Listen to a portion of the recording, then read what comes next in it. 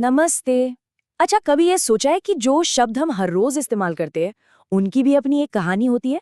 उनका एक पूरा परिवार होता है और एक अलग ही स्वभाव। आज हम सब मिलकर इसी रहस्य को सुलझाने वाले एक बड़े ही दिलचस्प सफर पर निकलेंगे। तो चलिए शब्दों की इस प्यारी सी दुनिया में एक गोता लगाते हैं। हमारे इस सफर में हम 5 पड़ावों से गुजरेंगे। सबसे पहले शब्दों से थोड़ी जान पहचान करेंगे, फिर देखेंगे कि उनका खानदान कहाँ से है, वो आए कहाँ से। उसके बाद हम उनके स्वभाव को समझेंगे कि वो बदलते हैं या नहीं बदलते। फिर जानेंगे उनका असली मतलब और आखिर में इस पूरे सफर की सारी खास बातों को एक साथ दोहराएंगे। तो चलिए शुरू करते हैं सफर का पहला पड़ाव। कहते हैं ना कि शब्द किसी भी भाषा की जान होते हैं, उसकी सांसें होते हैं। उनके बिना तो ना कोई बात हो सकती है, ना कोई कहानी बन सकती है। पर सवाल ये उठता है कि आखिर ये शब्द है क्या चीज? देखिए, इसका जवाब बहुत आसान है। जब कुछ अक्षर यानी वर्ण एक साथ जुड़कर कोई मतलब वाली आवाज बनाते हैं ना, तो बस जादू हो जाता है। और उसी जादू को हम कहते हैं शब्द।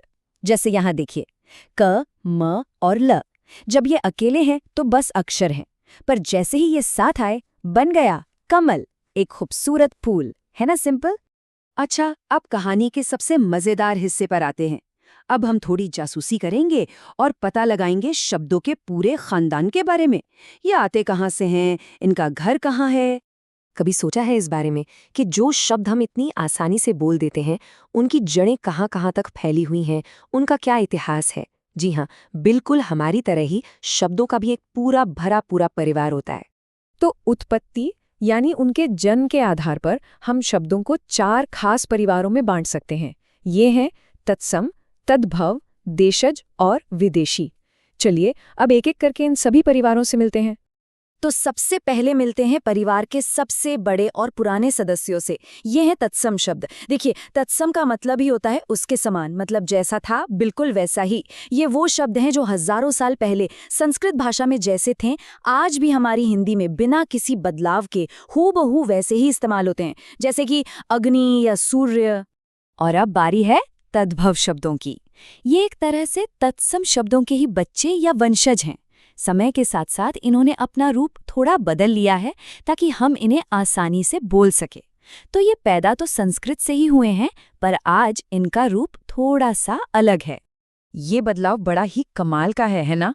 यहाँ देखिए, संस्कृत का जो शब्द था सूर्य, वो समय के साथ हमारी बोलचाल में प्यारा सा सूरज बन गया। हस्त बन गया हाथ, दुग्ध बन गया दूध, रात्रि बन गई रात और अग्नि बन गई सीधी साधी आग। देखा, भाषा ऐसे तो आगे बढ़ती है। चलिए अब मिलते हैं देशज शब्दों से। इन्हें हम अपने भाषाई पड़ोसी भी कह सकते हैं। ये वो शब्द हैं जो संस्कृत से नहीं आए, बल्कि हमारे ही देश की अलग अलग बोलियों और भाषाओं से निकलकर हिंदी में शामिल हो गए हैं। जैसे पगड़ी, गाड़ी, थैला, लोटा। इन शब्दों में तो जैसे अपनी ही मिट्टी की खुशबू है। और आखिर में हैं ये विदेशी मेहमान। ये वो शब्द हैं जो दूसरे देशों की भाषाओं से हमारी हिंदी में आए और ऐसे घुल मिल गए कि अब अपने ही लगते हैं। जैसे स्कूल आया अंग्रेजी से, चाकू आया तुर्की से, हमारी प्यारी चाय आई चीन से, और हाँ, रिक्शा आया जापान से। इन्होंने हमारी भाषा को और भी अमीर बना दिया है। तो एक बार फटाफट दोहरा लेते हैं। तत्सम शब्द मतलब ओरिजिनल संस्कृत वाले शब्द। तद्भव मतलब संस्कृत से ही आए पर थोड़ा बदल गए।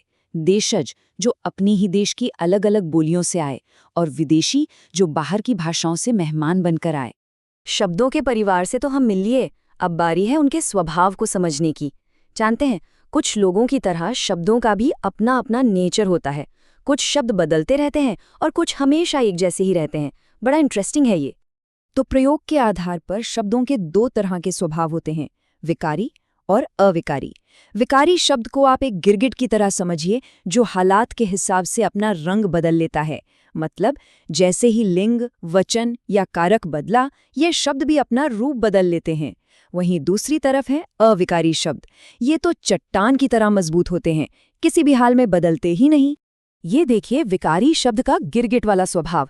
जैसे ही हमने लड़का की जगह लड़की किया, पढ़ता है ने भी फौरन अपना रूप बदला और पढ़ती है हो गया। मतलब लड़का और पढ़ता, ये दोनों ही विकारी शब्द हैं।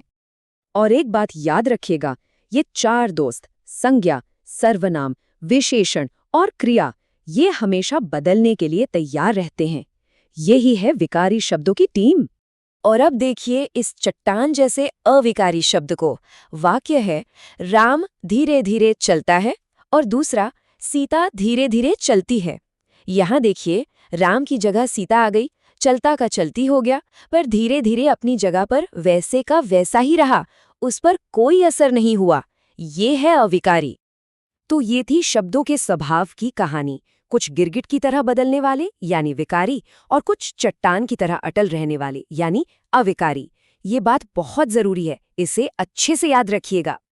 अब हम अपने सफर के एक और अहम पड़ाव पर हैं, शब्दों का मतलब। देखिए, किसी भी शब्द की सबसे जरूरी चीज उसका अर्थ ही तो होता है। अगर अर्थ ही नहीं तो अक्षरों का झुंड सिर्फ एक आवाज है, शब्द नहीं। अर्थ के आधार पर भी शब्द दो तरह के होते हैं, सार्थक और निरर्थक। सार्थक शब्द वो हैं जिनका कोई मतलब निकलता है, जैसे रोटी, पानी, घर। और निरर्थक शब्द वो हैं जिनका अपना कोई मतलब नहीं होता, जैसे हम कभी कभी बोल देते हैं ना, रोटी वोटी खा लो या पानी वानी पी लो। तो यहाँ वोटी और वानी निरर्थक हैं।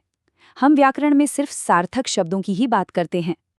तो लीजिए, हमारा शब्दों की दुनिया का ये खूबसूरत सफर अपने आखिरी मोड़ पर आ गया है।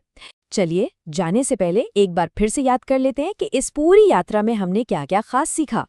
आज के इस सफर की 3 सबसे बड़ी बातें। पहली, शब्द सिर्फ अक्षर नहीं बल्कि मतलब का एक जादू है। दूसरी, हर शब्द का एक परिवार होता है, चाहे वो संस्कृत से आया हो, देश की किसी बोली से या फिर किसी विदेशी भाषा से।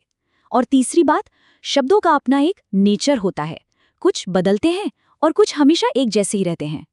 और अंत में एक बहुत ही गहरी और सुंदर बात, हमारी भारतीय संस्कृति में शब्द को ब्रह्म का दर्जा दिया गया है। ये हमें बताता है कि शब्द कितने शक्तिशाली और कितने महत्वपूर्ण होते हैं, इसलिए हमें इनका इस्तेमाल हमेशा बहुत सोच समझ कर करना चाहिए। शब्दों की दुनिया के इस सफर में मेरा साथ देने के लिए आप सबका बहुत बहुत धन्यवाद। उम्मीद है कि ये यात्रा आप सबको पसंद आई होगी, और अब जब भी कोई शब्द बोलेंगे या लिखेंगे तो शायद उसे एक नई नज़र से देखेंगे, उसकी कहानी, उसके परिवार को जरूर याद करेंगे।